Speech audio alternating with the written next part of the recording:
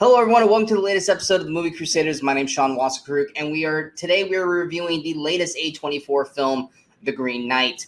Now, for me, A24 films, they're either very hit or miss for me.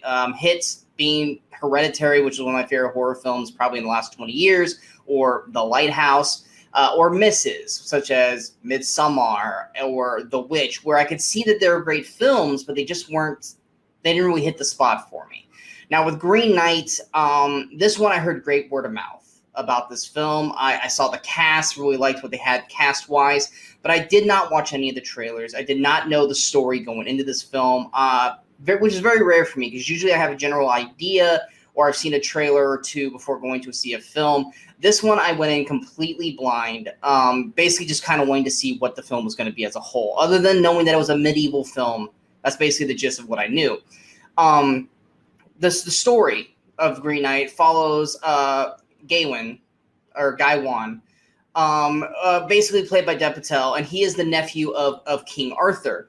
And he basically has always ever wanted to be is a knight, but all he's done through his life has been basically partying and getting drunk because he's the nephew of King Arthur. So during a Christmas party, King Arthur, played by Sean Harris, maybe people will know from Mission Impossible franchise, basically asks him, tell me a story about yourself, so that way I could better understand who you are as a person. And Gaiwan didn't really have an answer for that because he hasn't done anything with his life and nothing of note to impress King Arthur. So during this party, the Green Knight shows up and he basically issues a challenge of a Christmas game to the king and basically says, if you or if any one of your knights here can strike a single blow on me, then I will give you my axe, and then you basically will say that you've slayed the Green Knight. But a year from now, you must send that person to me, and I must land that same blow back to him. So naturally, Gaiwan, being embarrassed that he didn't have a good story to tell the king, steps up and kind of goes over the top with it and ends up slicing off the head of the Green Knight, which obviously the Green Knight doesn't die because he's the Green Knight. And basically says, all right, I'll see you in 1 year. I get to do the exact same thing to you, which is cut off your head. Then we fast forward a year later, and we start to go on this quest with Gaiwan to basically see what happens. That's basically the plot of Green Knight. Now, in terms of the cast, Dev Patel does a fantastic job playing Gaiwan, however you want to say the name. He's one of those characters that I think we've seen or have known person like this, where they've always ever wanted to be this particular person, such as whether it be, police officer because they want to be a hero, or they want to be a bodyguard because they want to be a hero to like a specific person, but basically wants the prestige of something like that, but just doesn't have the bravery or the guts or the tools to basically be that thing. And that's basically what he is in this film. Like, he so badly wants to be a hero and a knight, but he just doesn't have the fortitude to do that. So, I mean, it's one of those things where he wants the title, but he's not good enough or has the balls, really, to push himself to that hero role. So when it comes time to do this quest, he doesn't want to do it because he knows that he's inevitably going to go to his death because he cut off the head of the Green Knight. But most of the story, he's on his own. So Dev Patel has to do a great job of telling the story of this character through his eyes and facial expressions and stuff like that, and less through vocals. Now, he do get to have conversations with people on his quest, but a lot of the performance through Dev is through his facial expressions, and I think Dev does a fantastic job of that. You also have Alicia Vikander, who plays Essel, who is basically a common woman who's in love with Gaiwan, and then she also plays another character later down the road called the Lady, who really has a lot more for her to sink her teeth into in terms of dialogue and just acting in general. And Alicia Vikander, I love her, and I think she does a great job in this film because of that secondary character and not so much as Essel, because they just don't really give Essel a whole lot to do. Joel Edgerton, he plays the Lord, which is another character that you meet with the Lady that Alicia Vikander plays. I really liked his performance in the film. He's just not in it enough to really sink his teeth into it, or really for you to enjoy his character for the most part as a whole, outside of 3 scenes. Sean Harris as King Arthur, I think, does a solid job, but he is a little bit hard to understand because he kind of is gravelly with his voice for most of the film. Kate Dickie plays the Queen, who many people know Kate Dickie from Game of Thrones.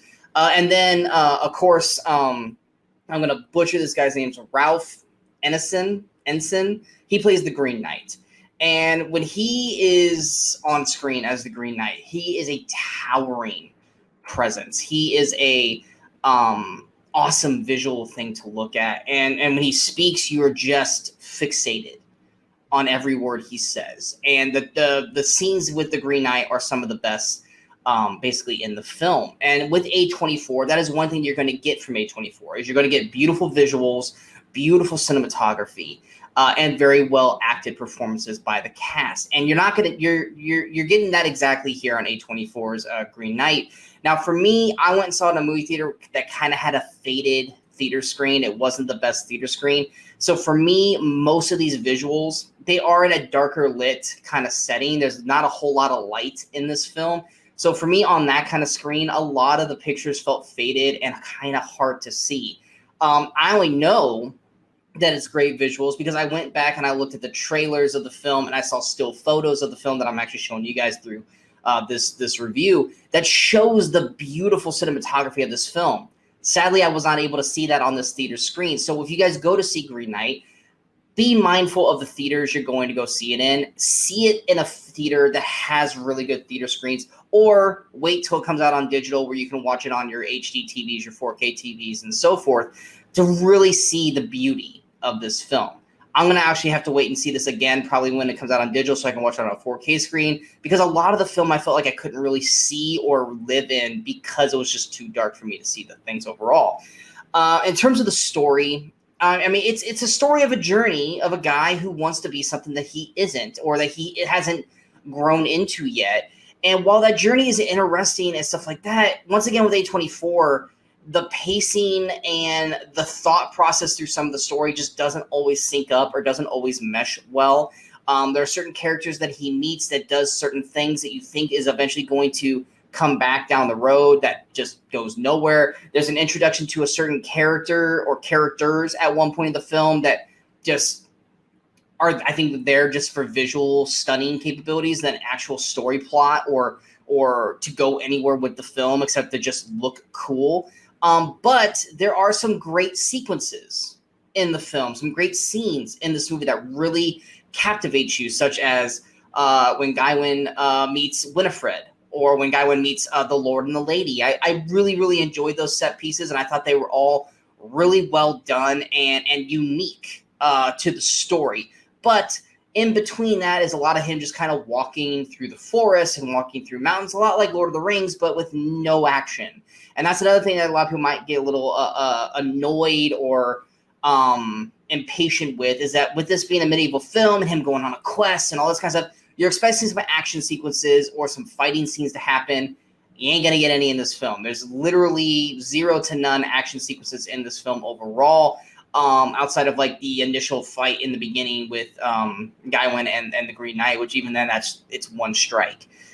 So for people who are expecting this big action set piece adventure, you're going to be greatly disappointed. Now, if you're more into that whole psychological quest where it messes with the mind and he has to kind of go through these journeys through, the psychological process, this might be a little more up your alley, because it is a quest and a journey for Gawain to try and become the man he wants to be. And he kind of gets put through these trials, unknowing that they're trials, that will make him that man or not make him that man based off of his decisions. And that's kind of what you're going to get with Green Knight. If you like that sort of thing, Green Knight's definitely going to be right up your alley. If you're not into those sort of things and you just want to see hack and slash sword fighting, you're going to be greatly disappointed when it comes to Green Knight. I mean, overall, for me, I love the visuals when I actually got to see what the visuals were. I thought the performances, especially with Patel, Vikander, Edgerton, and Harris, I thought were all really well done. The story elements and the pacing, not so much as good as they could be. That's probably the weak point of the film.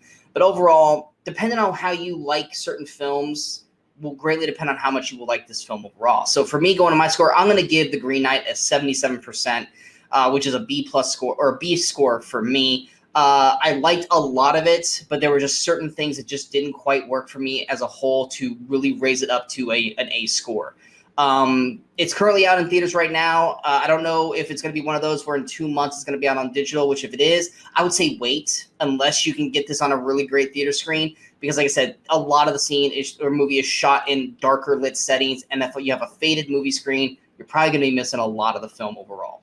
I hope you guys enjoyed this review. If you guys did, go ahead and hit that like, share, and subscribe to the channel so you guys stay up to date with all the latest videos that pop up on the Movie Crusaders. And of course, don't forget to follow us on all the social media outlets you see below. Coming up next, we've got Suicide Squad coming up here this Friday. Super excited to see that and see exactly what James Gunn does with the Suicide Squad. And of course, like always, myself and Brian Michaels will be back to talk about 5 movies that came out during that weekend in movie history on the Weekend Crusaders. Go ahead and check out last week's episode as well. And until next time, in case I don't see you, good morning, good afternoon, and good night, Movie Crusaders. You're still here? It's over. Go home.